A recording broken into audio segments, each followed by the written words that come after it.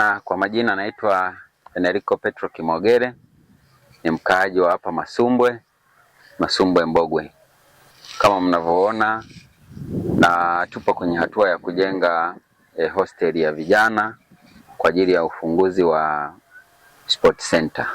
Kabisa mimi ni mpenzi wa michezo, nimekuwa nikicheza mpira toka utotoni mwangu, lakini hapo katikati niliacha kwa ajili ya majukumu ya hapa na pale. Kwa saizi naendelea na mazoezi.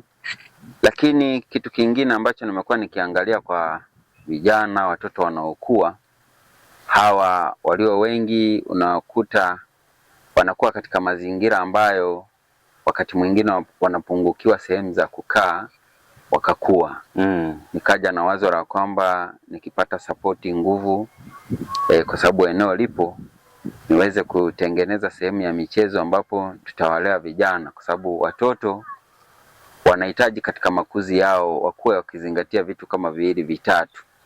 Mtoto anapokuwa kijana bado hajawa na majukumu yale ya utu uzima, tunazingatia kwamba cha kwanza awasaidie wazazi, atenge muda wa kumtumikia Mwenyezi Mungu, lakini kwa ajili ya michezo ikiwezekana apate muendelezo na maslahi au anufaike zaidi kupitia michezo, kwa maana ya kwamba taifa linamhitaji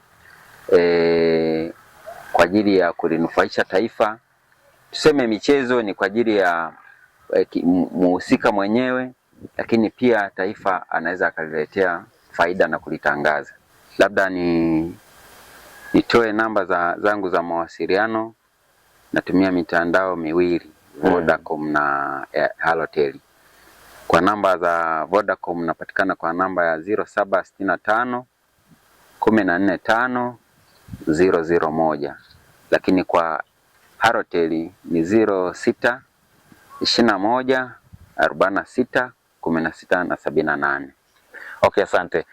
Bwana mtazamaji, sisi tunaendelea kukuletea habari mbalimbali kama nilivyokujuza, habari za kimichezo, burudani, madini na utamaduni. Na ndio maana tumekita kambi hapa wilaya Mbogo na tutaendelea kuzungumza na wadau mbalimbali. Natumaini sisi mpaka tunaondoka hapa tutakuwa tumepata vitu vingi sana. Huyu jamani mwekezaji, lakini pia anahitaji support. Kama ulivyosikia amesema kwamba ana eneo takriban hekari 15. Si uwekezaji mdogo, ni uwekezaji mkubwa. Jamaa na future pia kutengeneza mpira wa miguu na kukua pia katika Tanzania yetu kwa ujumla. Sasa mimi niseme tu, nyuma ya kamera alikopo Poka Yanda, mimi ni David Kiluzia. Tuendelee tu kutazama chaneli hii pendwa.